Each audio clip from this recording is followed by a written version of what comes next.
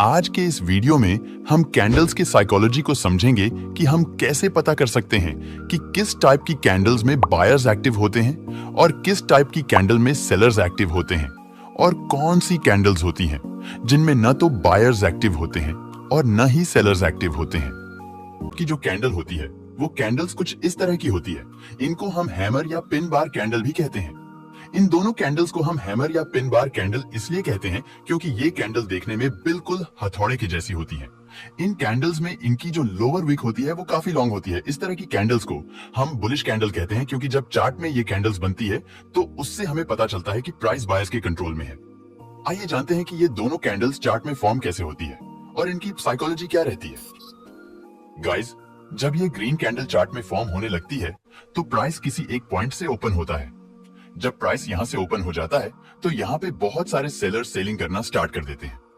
जब यहां पे बहुत सारे सेलर्स सेलिंग करने लगते हैं तो प्राइस में सप्लाई बढ़ने लगती है, जिसकी वजह से प्राइस यहां से डाउन साइड आने लगता है। जब प्राइस यहां से डाउन साइड आता है और एक पॉइंट तक पहुंचता है तो अब सेलर्स यहां पे सेलर्स और ज्यादा कम प्राइस में सेलिंग में इंटरेस्ट लेना कम कर देते हैं, और जो बायर्स होते हैं वो लोग यहाँ पे कम प्राइस में बाइंग करने में बहुत ज्यादा इंटरेस्ट लेने लगते हैं, और यहाँ पे बहुत सारे बायर्स बाइंग करने लगते हैं, जिसकी वजह से प्राइस में डिमांड बढ़ने लगती है और प्राइस यहाँ से अपसाइड जाने लगता है।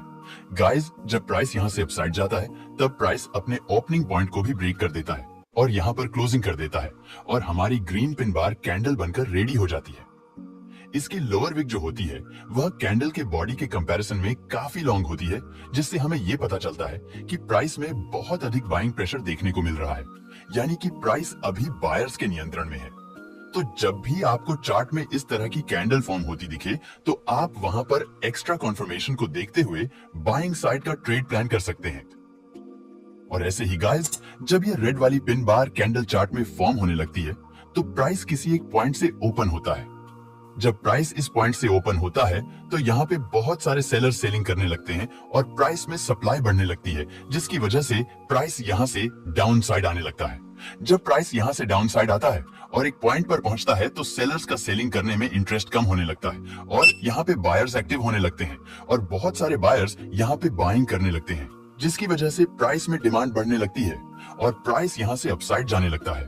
जब प्राइस यहां से अपसाइड जाता है और अपने ओपनिंग पॉइंट के पास पहुंचता है तो प्राइस यहां पे क्लोजिंग कर देता है और ये कैंडल हमारी एक रेड पिन बार कैंडल बन जाती है। इसकी लोअर विक काफी लॉन्ग होती है और इसकी लॉन्ग लोअर विक से ही हमें पता चल जाता है कि इस वक्त प्राइस में बहुत ज्यादा बाइंग प्रेशर देखने को मिल रहा है और अभी प्राइस बायर्स के कंट्रोल में है। तो गाइस, आपको देखना है कि जब भी आपको चार्ट में इस तरह की कैंडल बनती हुई दिखे, चाहे वह कैंडल रेड हो या ग्रीन, और उसकी लोअर विक उसकी बॉडी के कंपैरिजन में कम से कम 2 गुना लंबी हो, तो आपको वहां पर समझ जाना है कि इस समय प्राइस में बहुत ज्यादा बाइंग प्रेशर देखने को मिल रहा है और प्राइस अभी बायर्स के कंट्रोल में है।